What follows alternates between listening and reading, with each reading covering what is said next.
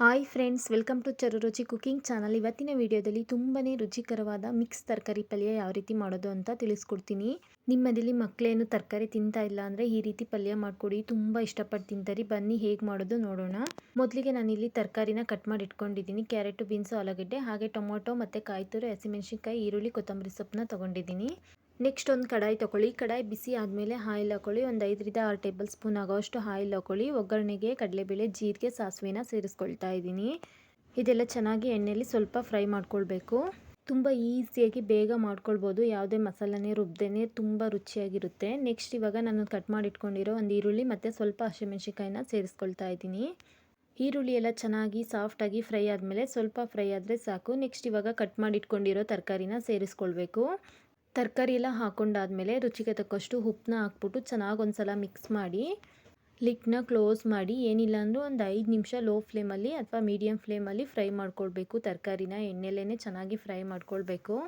ಇಲ್ಲಿ ತರಕಾರಿ ಬೇಯಿಸೋದಕ್ಕೆ ನೀರು ಏನೂ ಆಗ್ತಾಯಿಲ್ಲ, ಎಣ್ಣೆಲೇ ಚೆನ್ನಾಗಿ ಸಾಫ್ಟಾಗಿ ಫ್ರೈ ಮಾಡ್ಕೊಳ್ಬೇಕು. ತರಕಾರಿ ನೋಡಿ, ನಾನು ಮುಚ್ಚಿಟ್ಟು ಬೇಯಿಸ್ತಾ ಇದ್ದೀನಿ. ತರಕಾರಿ ತುಂಬ ಚೆನ್ನಾಗಿ ಬೆಂದಿದೆ, ಚೆನ್ನಾಗಿ ಫ್ರೈ ಆಗಿದೆ. ಹಾಗೆ ನೆಕ್ಸ್ಟ್ ಇದಕ್ಕೆ ತರಕಾರಿ ಎಲ್ಲ ಸ್ವಲ್ಪ ಬೆಂದಿದೆ. ಇವಾಗ ನೆಕ್ಸ್ಟು ಒಂದು ಟೊಮೊಟೊನ ಸೇರಿಸ್ಕೊಳ್ತಾ ಇದ್ದೀನಿ. ಹುಳಿ ಬೇಕಲ್ಲ, ಹಾಗಾಗಿ ಒಂದು ಟೊಮೊಟೊ ಸೇರಿಸ್ಕೊಂಡಿದ್ದೀನಿ. ಚೆನ್ನಾಗಿ ಒಂದ್ಸಲ ಮಿಕ್ಸ್ ಮಾಡ್ಕೊಂಡಾದ್ಮೇಲೆ ಮತ್ತೆ ಮೀಡಿಯಮ್ ಫ್ಲೇಮಲ್ಲಿ ಮತ್ತೆ ಪ್ಲೇಟ್ನ ಮುಚ್ಚಿಬಿಟ್ಟು ಚೆನ್ನಾಗಿ ಫ್ರೈ ಮಾಡ್ಕೊಳ್ಬೇಕು. ಉರಿನ ಯಾವುದೇ ಕಾರಣಕ್ಕೂ ಐ ಫ್ಲೇಮಲ್ಲಿ ಇಡಬೇಡಿ. ನೋಡ್ತಾ ಇದ್ರಲ್ಲ, ಓಪನ್ ಮಾಡಿ ತೋರಿಸ್ತಾ ಇದ್ದೀನಿ. ಚೆನ್ನಾಗಿ ಬೆಂದಿದೆ ತರಕಾರಿ ಎಲ್ಲ. ನೆಕ್ಸ್ಟ್ ಇದಕ್ಕೆ ಒಂದು ಅರ್ಧ ಸ್ಪೂನ್ ಆಗೋವಷ್ಟು ಧನಿಯಾ ಪುಡಿ, ಹಾಗೆ ಒಂದು ಅರ್ಧ ಚಿಟಿಕೆ ಅರಿಶಿನ, ಸ್ವಲ್ಪ ಅಚ್ಚಕಾರದ ಪುಡಿನ ಸೇರಿಸ್ಕೊಂಡು ನೆಕ್ಸ್ಟು ರುಚಿಗೆ ತಕ್ಕಷ್ಟು ಉಪ್ಪನ್ನ ಹಾಕ್ಕೊಂಡು ಚೆನ್ನಾಗಿ ಒಂದ್ಸಲ ಮಿಕ್ಸ್ ಮಾಡ್ಕೊಳ್ಬೇಕು. ಚೆನ್ನಾಗಿ ಒಂದ್ಸಲ ಮಿಕ್ಸ್ ಮಾಡ್ಕೊಂಡು ಆದಮೇಲೆ ಇದಕ್ಕೆ ಕಾಯಿ ತುರಿ ಮತ್ತು ಕೊತ್ತಂಬರಿ ಸೊಪ್ಪನ್ನ ಹಾಕ್ಕೊಳ್ಬೇಕು. ನೋಡಿ, ಚೆನ್ನಾಗಿ ಮಿಕ್ಸ್ ಮಾಡ್ಕೊಳ್ಬೇಕು. ಖಾರ ಎಲ್ಲ ಚೆನ್ನಾಗಿ ಹೊಂದ್ಕೊಳ್ಳೋ ಥರ ಮಸಾಲೆ ಎಲ್ಲನ. ನೆಕ್ಸ್ಟ್ ಇವಾಗ ಹಸಿ ತೆಂಗಿನಕಾಯಿ ತುರಿ ಮತ್ತು ಕೊತ್ತಂಬರಿ ಸೊಪ್ಪನ್ನ ಹಾಕ್ಕೊಂಡು ಒಂದ್ಸಲ ಮತ್ತೆ ಮಿಕ್ಸ್ ಮಾಡ್ಕೊಳ್ಳಿ. ನಿಜ ಯಾವ ಪಲ್ಯನೂ ಅಷ್ಟು ಟೇಸ್ಟ್ ಇರಲ್ಲ. ಈ ರೀತಿ ಪಲ್ಯ ಮಾಡಿಕೊಡಿ. ನಿಮ್ಮ ಮನೇಲಿ ತರಕಾರಿ ತಿನ್ನಲ್ಲ ಅನ್ನೋ ಮಕ್ಕಳು ತುಂಬ ಇಷ್ಟಪಟ್ಟು ತಿಂತಾರೆ.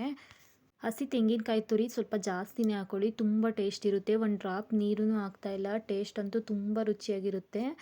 ಕಾಯಿ ತುರಿ ಎಲ್ಲ ಹಾಕಿದ್ಮೇಲೆ ಚೆನ್ನಾಗಿ ಒಂದ್ಸಲ ಮಿಕ್ಸ್ ಮಾಡಿಕೊಂಡು ಮತ್ತೆ ಲೋ ಫ್ಲೇಮಲ್ಲಿ ಇಟ್ಬಿಟ್ಟು ಚೆನ್ನಾಗಿ ಫ್ರೈ ಮಾಡ್ಕೊಳ್ಳಿ. ನೋಡಿ, ಈ ರೀತಿ ಫ್ರೈ ಆಗಿದೆ. ಪಲ್ಯ ಫೈನಲಿ ಈ ರೀತಿ ರೆಡಿಯಾಗಿದೆ. ಯಾವುದೇ ಮಸಾಲೆ ರುಬ್ಬೋದು ಬೇಡ, ಏನೂ ಬೇಡ, ಬೇಗ ಆಗುತ್ತೆ, ಅಷ್ಟೇ ರುಚಿಯಾಗಿರುತ್ತೆ. ಮಕ್ಕಳಂತೂ ತುಂಬಾ ಇಷ್ಟಪಟ್ಟು ತಿಂತಾರೆ. ನೋಡಿ, ನಾನು ಚಪಾತಿ ಜೊತೆ ಸರ್ವ್ ಮಾಡಿ ತೋರಿಸ್ತಾ ಇದ್ದೀನಿ. ತುಂಬ ರುಚಿಯಾಗಿರುತ್ತೆ. ಮಿಸ್ ಮಾಡದೆ ರೆಸಿಪಿನ ಟ್ರೈ ಮಾಡಿ. ಹಾಗೆ ನನ್ನ ಚಾನಲ್ ಯಾರೆಲ್ಲ ನೋಡ್ತಾ ಇದ್ದೀರಾ, ಪ್ಲೀಸ್ ಸಬ್ಸ್ಕ್ರೈಬ್ ಮಾಡ್ಕೊಳ್ಳಿ. ವಿಡಿಯೋನ ಸ್ಕಿಪ್ ಮಾಡದೆ ಕೊನೆವರೆಗೂ ನೋಡಿ. ಸಿಗೋಣ ನೆಕ್ಸ್ಟ್ ವಿಡಿಯೋದಲ್ಲಿ. Thank you for watching. Bye.